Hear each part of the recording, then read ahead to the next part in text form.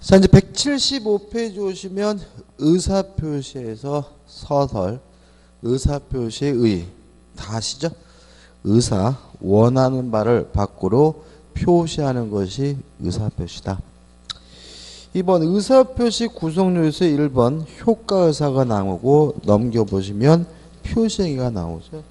뭐 그냥 이런 얘기입니다. 의사표시가 뭐냐? 의사를 밖으로 표시하는 것이 뭐죠? 의사표시인데, 의사표시는 뭘로 구성되어 있느냐? 의사와 표시로 구성되어 있다. 이 표시를 다른 말로 우리가 표시행위라고 하고요. 이 의사를 내심적 효과의사라고 한다. 끝이죠. 그다음 우측에 보시면 의사표시가라는 이론이 나오는데, 이 의사표시는 일치가 돼야 되거든요. 만약 이것이 불일치됐을 때 무엇을 가지고 효과를 결정하느냐? 표시행위를 가지고 효과를 결정한다면 이걸 우리가 표시주의라고 하고요. 효과의사를 가지고 효과를 결정하면 이게 뭐죠? 의사주의예요. 그럼 뭐가 떠올라야 되냐면, 표시주의는 규범적 해석이고 의사주의는 뭐죠? 자연적 해석이라는 걸 알 수가 있죠. 그럼 여기서 결론도 알 수 있어요. 자, 우리는 규범적 해석이 원칙이고 자연적 해석은 뭐죠? 예외다. 이렇게 알았으니까 이제 우리 민법은 표시주의와 의사주의 다 했으니까 일단은 절충주의인데, 뭐가 원칙이죠? 규범적 해석, 표시주의가 원칙이니까 정확히 말하면 표시주의에 치우친 기운 절충주의를 채택하고 있는 것이 우리 민법이다. 이런 얘기고, 다시 말씀드리면 무슨 해석이 원칙이죠? 규범적 해석이 원칙입니다. 같은 내용입니다. 그 다음 넘겨보시면 이제 178페이지 의사와 표시의 불일치에서 1번 뭐가 나오냐면 진이 아닌 의사표시가 나오죠. 일단 개념은 이렇습니다. 의사와 표시가 불일치됐는데요. 불일치됐음을 뻔히 알면서 하는 것이 진이 아닌 의사표시고, 예를 들면 이런 거겠죠. 속으로는 10원짜리 하나 줄 마음이 없으면서 말로는 1억 주겠다라고 구라를 쳤다. 이런 거 우리가 뭐라 그러죠? 거짓말이라고 그러죠. 그죠? 그러니까 뻔히 알면서 줄 마음 없으면서 어떻게 해요? 1억 주겠다라고 했으니까 뭐죠? 거짓말이에요. 그래서 우리는 이거는 지금 뭐냐면 거짓말에 관한 법적 효과를 공부하는 겁니다. 뭐죠? 거짓말. 그러니까 교재 보시면 진이 아닌 이렇게 됐잖아요. 그러니까 진이 아니라는 말은 뭐예요? 거짓, 이런 말이죠. 거짓. 그래서 우리는 지금 어디 왔죠? 거짓말에 관한 법적 효과를 공부할 건데요. 알아요, 우리는 효과를. 자, 의사표시가 불일치됐으면 뭐라죠? 법률행위 해석을 하는데, 원칙이 무슨 해석입니까? 규범적 해석이므로 표시된 대로 1억을 줘야 돼요. 유효한 거죠. 다만 항상 규범적 해석은 아니고요. 예외적으로 상대방이 뻔히 알았거나 알 수가 있었으면 무슨 해석을 하죠? 자연적 해석. 그러면 속마음대로 줄 필요 없다. 무효가 되고요. 다만 이 무효를 가지고 선의 제3자, 모르는 제3자에게 뭐 하지 못하죠? 대항하지 못합니다. 요것만 추가되는 거죠. 그럼 여기서 이제 의문이 생기죠. 아니 뭐 아까 배웠던 법률행 해석하고 내용이 왜 똑같느냐? 민법 조문은요, 멋대로 만드는 게 아닙니다. 법률적 이론에 의해서 뭐가 만들어지는 거죠? 조문들이 만들어지는 거죠. 그래서 아까 했던 법률행위 해석에 관한 이론에 따라서 107조, 108조, 109조, 110조 하는 법조문들이 만들어진 거죠. 그래서 아까 그 법률 해설하면서 제가 대단히 뭐죠? 중요하다. 왜냐하면 의사표시가 난 기초로서도 대단히 중요하고요. 이 의사표시가 난 내용을 이해하기 위한 도구로서도 대단히 중요하기 때문에 그런 말씀을 드렸고요. 법조문 제가 한번 읽어볼게요. 107조 1항입니다. 진이 1항 의사표시는 표의자가 진이 아님을 알고 한 것이라도 그 효력이 있다. 원칙이 뭐죠? 유효합니다. 그러나 상대방이 표의자의 진이 아님을 알았거나 알 수 있었을 경우에는 무효로 한다. 이양 전항의 의사표시의 무효는 선의의 제3자에 뭐하지 못하죠? 대항하지 못한다. 이렇게 나와 있죠. 일단 의의 나와 있고 의의는 뭐죠? 거짓말입니다. 요건은 1. 의사표시가 존재하고 2번 의사표시가 불일치됐고요. 3번 불일치됐다는 사실을 스스로 알면서 해야 되고요. 4번 왜 그딴 짓을 했는지 이유나 동기는 묻지 않습니다. 까지 왔죠? 자, 우측에 이제 판례가 오는데 우리가 진이 아닌 의사표시는 문제를 두 가지 형태로 내요. 사례를 구성해서 내거나 아니면 판례를 내는 경우가 있습니다. 그래서 요 판례가 은근히 중요한데 요 판례에서 첫 번째 판례를 좀 이해를 해야 돼요. 이 판례를 이해하기 위해서 다른 사례를 하나 좀 소개시켜 드리면 이런 겁니다. 갑이라는 사람이요. 사립여대 교수였어요. 사립여대 교수였는데 문제는 뭐냐 하면 학생을 성추행했다는 혐의를 받고 있습니다. 그래가지고 학생들이 요새는 막 성추행했다 그러면 인생이 끝이잖아요. 그죠? 남자들 입장에서는. 학생들이 막 변태 교수 물러가라 막 데모하고 막 난리가 났어요. 그러다 보니까 재단 측에서 재단 이사장이 나서가지고 갑한테 웬만하면 관두라고 얘기를 합니다. 그랬더니 갑이 뭐라고 주장하냐면 성추행 안 했다는 거죠. 그러니까 을이 뭐라 그러냐면 네가 했고 안 했고가 중요한 게 아니라 이러한 사실이 언론에 보도가 되면 우리 대학 완전히 아웃된다.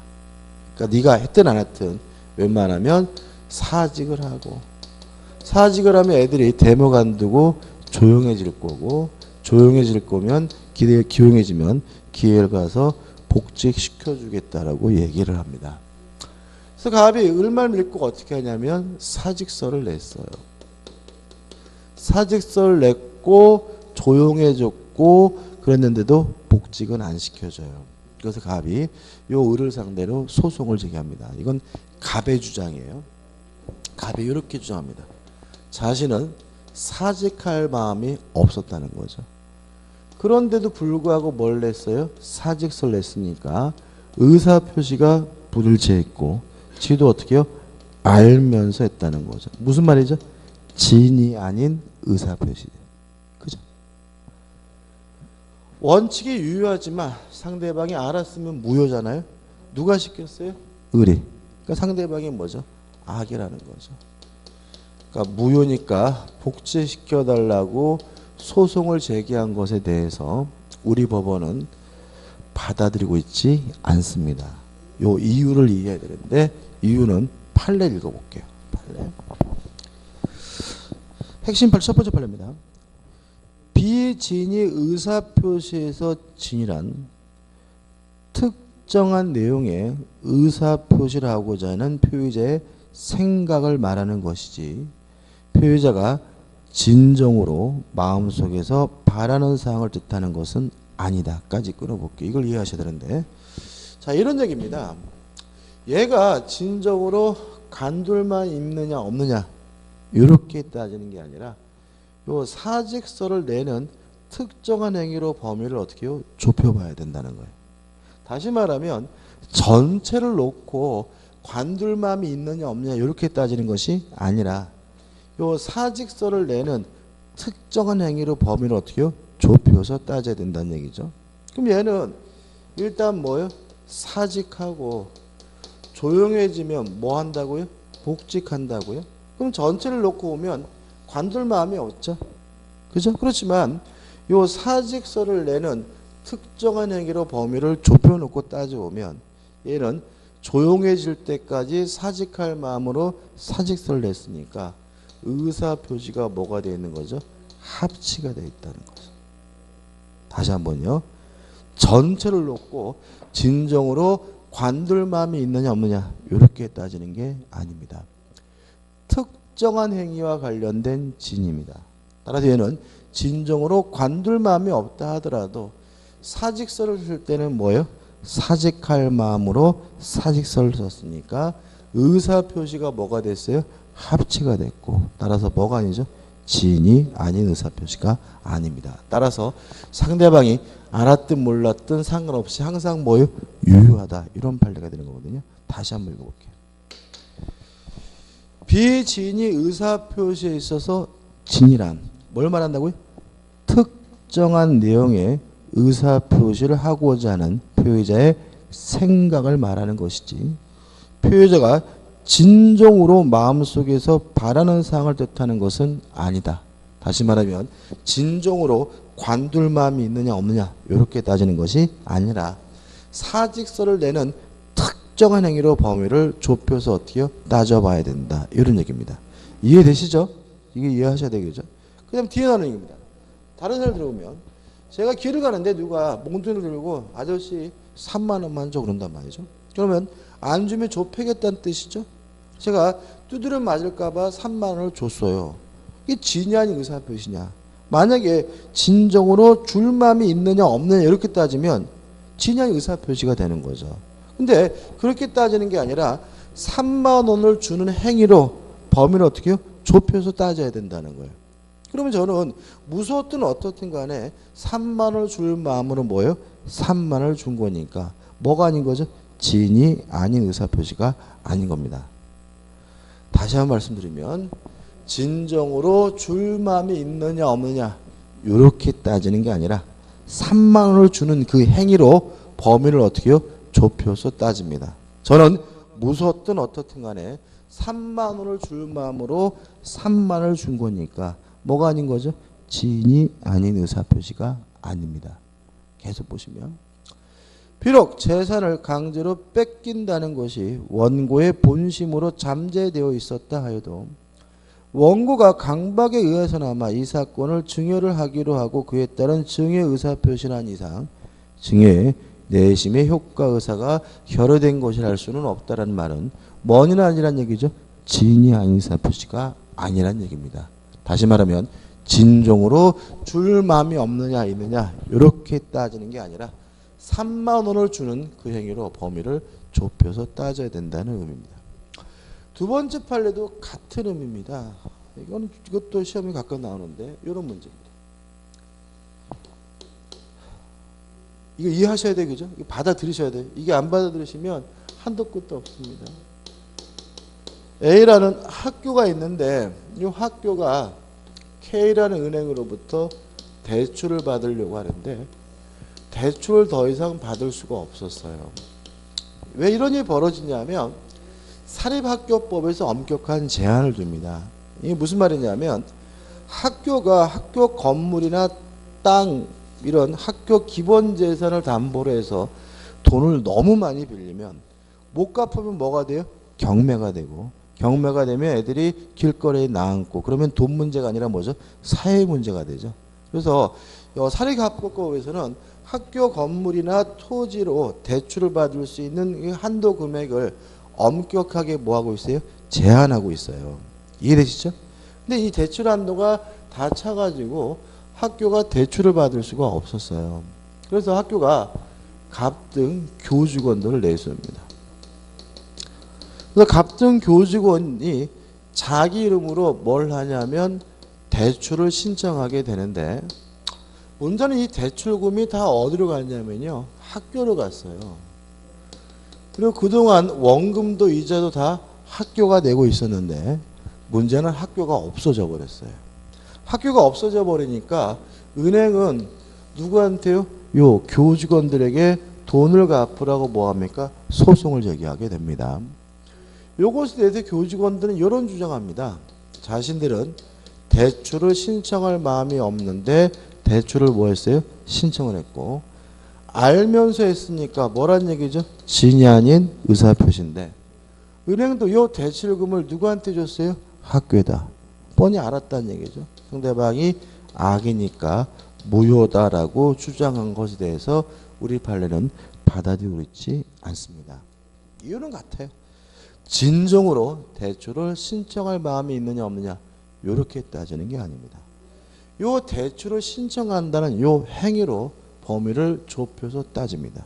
좁혀놓고 오면 요 값은 뭐 학교를 위하든 뭐 나를 위하든 어떻든 간에 대출을 신청할 마음으로 신청한 거니까 의사표시가 뭐가 됐어요? 합치되어 있고 따라서 진이 아닌 의사표시가 아니라는 얘기죠. 돈 갚으라는 얘기입니다.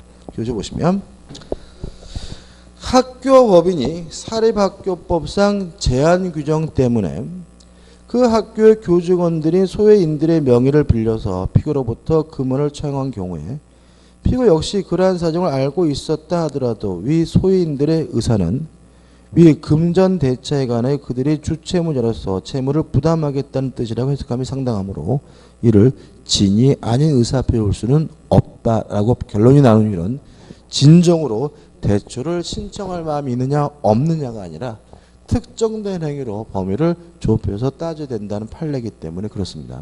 다시 말하면 뭐는 아니죠? 진이 아닌 의사표시는 아닙니다. 근데 재밌는 거는 결론은 그럼 이 사람들 보고 돈 갚으라는 얘기잖아요. 그죠? 이렇게 판결 나면 어떻게 해요? 댓글 같은데 판사 나가 뒤져라. 그죠? 뭐 이런 뭐 어쩌고 나오는데 통정어의 표시도 이 판례를 봐야 되는데요. 결론은 판사가 문제가 있는 게 아니라 변호사가 또래에서 그래. 변호사가 잘못 주장한 겁니다. 그러니까 우리가 항상 조심할 것은 판사는 정의롭지는 않습니다. 판사는 그냥 심판이에요. 그러니까 쌍방의 주장을 듣고 누구의 주장이 옳은 건지만 판단해 주고요. 주장을 잘못한다 하더라도 판사가 그것을 뭐 하진 않아요? 가르쳐 주지는 않아요. 그래서 만약에 주장을 잘못하면 그 주장이 잘못됐다 하더라도 우리 판사는 그냥 주장한 대로 받아들이면 되고 이건 좀 주장이 잘못돼서 패소한 거고요. 다음 주에 통정호의 표시할 때는 이걸 또 어떻게 해요? 승소한 판결을 또 볼 거예요. 일단은 뭐는 아니죠? 진이 아닌 의사표시는 아니라는 거 기억해 두시기 바랍니다. 효과가 나오는데 이 효과에 대해서는 뭘 가지고 정리해야 되냐면 사례 가지고 정리해야 됩니다. 그래서 요 판례 진정으로 마음속에 바라는 바가 아니라 특정된 행위와 관련된 뭐죠? 진이다. 요거하고 그 다음에 요 사례만 이해하시면 됩니다. 사례는 이렇습니다. K라는 사람이요. 아닙니다. 다시요. 사례는 이런 사례가 나옵니다. 갑이라는 사람이 A라는 토지를 가지고 있는데요. 을과 만나가지고 증여 계약을 하고요. 증여 계약에 의해서 갑이 을에게 이전 등기를 해주는데 문제는 이 증여가 비진의 표시, 진이 아닌 의사 표시였어요. 일단 진이 아닌 의사 표시는 원칙이 유효하기 때문에 을은 원칙적으로 뭘 갖냐면 소유권을 갖습니다. 다만 항상 유효한 것은 아니고요. 을이 알았거나 또는 알 수가 있으면 요 증여가 진이 아닌 의사 표시로서 무효이기 때문에요. 을은 소유권을 취득할 수는 없습니다. 이해되시죠? 그죠? 여기서 좀 생각할 게 나와요. 자, 지금 원칙이 유효하고 을이 알았거나 알 수 있었으면 무효잖아요. 또는이잖아요. 그러면 알아도 무효고, 그죠? 몰랐다 하더라도 알 수 있어도 무효거든요. 그러면 원칙에 따라서 을이 소유권을 취득하려면 을은 선이이고 and 거기다가 뭐까지? 무과실까지. 다시 말하면 을이 소유권을 취득하기 위해서 을은 뭐 해야 되는 거죠? 선이이고 무과실어야 하는 겁니다. 이상하죠? 원칙의 경우의 수가 더 좁지 않나요? 예외가 더 넓지 않나요? 그게 이상하지 않나요? 저는 항상 이상한데. 다시 말하면 을이 소유권을 취득하려면 을은 선이 무슨 말이에요? 모르죠.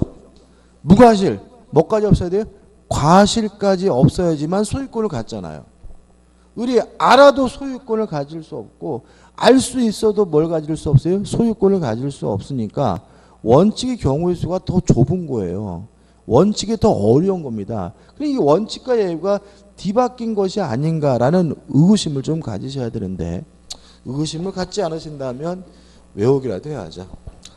자, 원칙이 유효합니다. 그 말은 뭐냐면 을은 선이고 무과실임을 추정받는다는 얘기입니다. 원칙이 유효하기 때문에 을은 선이고 무과실임을 스스로 뭐 할 필요 없어요? 입증할 필요가 없다는 의미가 됩니다. 진양 의사표시는 원칙이 뭐합니까? 유효합니다.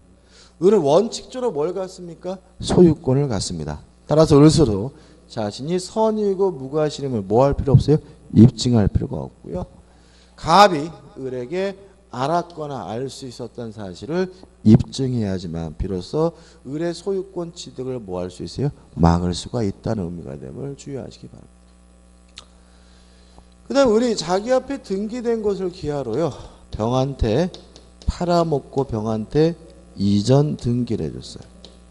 요때 병을 우리가 뭐라 그러냐면 제3자라고 하죠.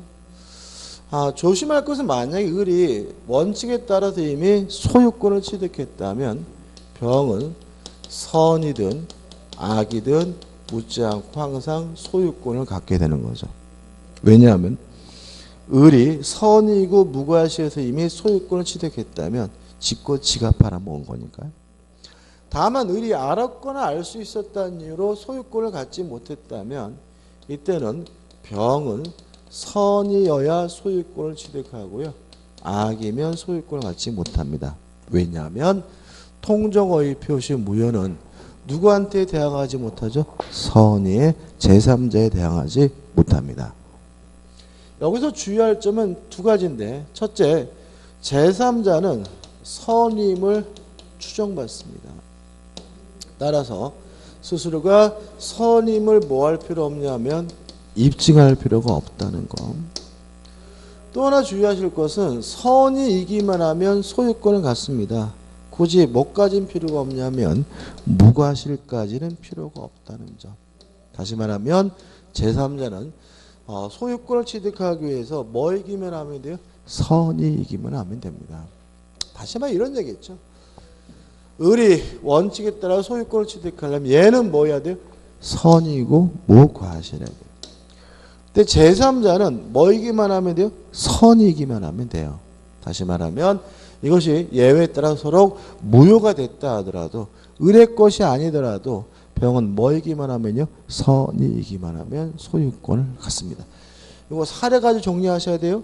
그죠? 다시 말하면 이 부분은 무엇과 같이 기억해 두셔야 돼요? 사례와 같이 기억해 두셔야 된다는 거 다시 한번 강조 말씀드립니다. 끝입니다. 그 다음 넘겨보시면 180페이지에 이제 뭐가 나오냐면 판례가 나오는데 이 판례도 시험에 곧잘 나와요.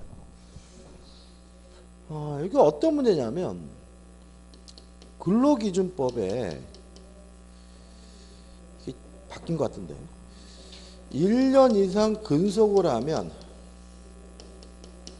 퇴직금을 줘야 된다는 규정을 두고 있었어요. 지금은 이게 6개월로 바뀌었다는 얘기도 있는데 제가 확인을 안 해봤습니다. 아무튼 그냥 1년 이상 근속하면 뭘 줘야 돼요? 퇴직금을. 그러니까 뭐 정규직이든 비정규직은 따지지 않고 무조건 몇 년 지나면요? 1년 지나면 무조건 퇴직금을 줘야 돼요. 그러다 보니까 어떤 편법이 굉장히 성행하냐면 근로자들이 몇 년이 넘으면 안 돼요? 1년이 넘으면 안 되거든요. 그러니까는 1년 되기 직전 예를 들어서 한 1년 되기 직전이니까 한 11개월 한 20일쯤 되면 그냥 일관해서 뭘 받냐면 사직서를 받아요. 그리고 다음 날 뭐예요? 정상 출근하는 거죠. 그리고 나서 또 어떻게 해요? 1년이 넘으면 안 되니까 또 11개월 한 20일쯤 되면 또 일괄해서 뭘 받아요? 사직서를 받고 그 다음 날 뭐죠? 정상 출근. 이런 게 의외로 많아요. 여러 가지 편법이 있는데 아무튼 뭐 이런 얘기죠. 1년 되기 직전에 이제 안내방송 나오는 거죠. 총무부에서 알려드립니다. 오늘은 사직서를 제출하는 날이니 한 분도 빠짐없이 어떻게 해요? 제출하십시오. 이렇게 안내방송 나오면 다 뭘 내요? 사직서를 내고 다음날 뭐죠? 정상 출근. 이거 어떻게 볼 거냐 문제죠. 일단 근로자들은 사직할 마음이 없습니다. 명백하죠? 그런데도 불구하고 사직서를 냈으니까 의사표시가 뭐가 됐어요? 불일치되어 있고 물론 이 근로자들 스스로 어떻게 해요? 알면서 하니까 이 사직서 제출 행위는 뭐죠? 명백히 진위 아닌 의사표시입니다. 누가 시켰죠? 회사가. 상대방은 명백히 뭐죠? 악인 거죠. 따라서 이거는 진위 아닌 의사표시고 상대방이 뭐요? 악이니까 뭐요? 무효인 거예요. 그럼 이 근로자들은 한 번도 사직하지 않고 계속 뭐 한 거예요? 쭉 근속한 것이니까 회사는 이 근로자들에게 뭘 줘야 돼요? 퇴직금을 줘야 된다는 아주 대표적인 판례입니다. 한번 읽어볼까요? 판례. 근로자가 회사의 경영 방침에 따라 사직원을 제출하고 회사가 이를 받아들여 퇴직 처리를 하였다가 즉시 재입사 형식을 취함으로써 근로자가 그 퇴직 전후에 걸쳐 실질적인 근로관계 단절 없이 계속 근무하였다면 그 사직원 제출은 근로자가 퇴직을 할 의사 없이 퇴직 의사를 표시한 것으로서 비진위 표시에 해당하고 재입사를 전제로 하는 사직원을 제출한 회사 또한 그와 같은 진위 아님을 알고 있었다고 보면 상당하다 할 것이므로 위 사직원 제출과 퇴직 처리에 따른 퇴직의 효과는 뭐죠? 생기지 않는다. 다시 말하면 퇴직이 뭐예요? 무효고 이 사람은 계속 뭐 한 거죠? 근속한 거니까 정상적으로 뭘 주라는 얘기죠? 퇴직금을 지급해야 된다는 판례고 아주 잘 나옵니다. 기억해 두시고. 제3제 된 관계 설명드렸죠? 제3자는 선이기만 하면 소유권을 갖고 무과실 필요는 없다는 거. 또 제3자는 스스로 선임을 입증할 필요가 없고요. 돌려받고자 하는데 갑이 제3자가 악이라는 사실을 뭘 해야 되냐면 입증해야 됩니다. 4번 적용봅니다. 1번 상대방 없는 단독행위에도 적용이 됩니다. 근데 문제는 상대방이 없다면 상대방이 알았거나 알 수 있었다는 사실은 뭐 할 수 없어요? 존재할 수가 없으니까 항상 뭐가 되죠? 유효가 되겠죠. 다시 한번요. 진위 아닌 의사표시는 상대방 없는 단독행위에도 적용이 됩니다. 다만 상대방이 없다면 상대방이 알았거나 알 수 있었다는 것은 뭐 할 수 없어요? 존재할 수가 없으니까 항상 뭐가 돼요? 유효가 되고요. 2번 적용이 배제되는 경우에 가지고 뭐 가적법상행위 적용되지 않겠죠. 그 다음에 뭐 상법상행위가 나오는데 가장 중요한 것이 뭐냐면 공법상행위, 소송상행위입니다. 자, 진위 의사표시 민법 규정은 공법상행위나 소송행위는 뭐 되지 않아요? 적용되지 않습니다. 왜요? 우리가 공부하는 민법은 개인과 개인 간의 관계를 규율하는 뭐죠? 사법이죠. 따라서 국가와 개인 간의 관계, 공법적 영역에 대해서는 원칙적으로 민법이 적용되지 않습니다. 그래서 제가 여기서 사립여대 교수라고 썼죠. 그죠? 사립이란 말은 왜 그런 거죠? 만약 얘가 국립대학 교수면 또 내용이 달라져요. 왜냐하면 국립대학 교수는 신분이 뭐죠? 공무원이고 공무원의 사직서 제출 행위는 사법상 행위가 아니라 뭐죠? 공법상 행위이기 때문에 진위 아닌 의사표시라는 민법 규정이 적용되지 않고요. 따라서 항상 유효가 된다는 것이 우리 판례 입장입니다. 그래서 밑에 있는 핵심 판례는 결국 뭐냐면 공법상 행위에 대해서는 민법의 규정이 뭐 되잖아요? 적용되지 않는다는 판례니까 좀 기억해 두시기 바랍니다. 그 다음 우측에 2번에서 통정 허위 표시가 나오는데 시간이 아리까리한데 그 다음 주에 통정 허위 표시부터 할 거예요. 그런데 안 끝났습니다. 그죠? 그 판례만 볼게요. 판례만 설명드리고 수업 끝내고 다음 주에 뭐죠? 통정 허위 표시부터 볼 겁니다. 요 판례가 뭐냐면 요거예요. 사립대학. 일단 통정 허위 표시가 뭐냐면 개념부터 말씀드리면 이런 얘기입니다. 통정 허위 표시란 의사와 표시가 불일치됐고요. 불일치됐다는 사실을 뻔히 알면서 하는 것이 통정 허위 표시. 여기까지는 뭐죠? 진위 아닌 의사 표시 똑같고 이것도 뭐예요? 거짓말이에요. 그래서 허위라는 말에서 뭐죠? 거짓이란 말을 꺼내내면 되고 다만 진위 아닌 의사 표시와 다른 점은 뭐냐면 상대방과 통종이죠. 짜고 하는 거짓말이 뭐죠? 통종 어휘 표시입니다. 그래서 혼자 하는 거짓말은 뭐죠? 진이 아닌 의사표시. 상대방과 짜고 하는 거짓말은 뭐죠? 통종 어휘 표시고요. 상대방과 짜고 하니까 항상 무슨 해석을 해요? 자연적 해석을 해야 되겠죠. 상대방이 항상 알고 있잖아요. 그죠? 따라서 항상 자연적 해석하니까 뭐가 돼요? 무효죠.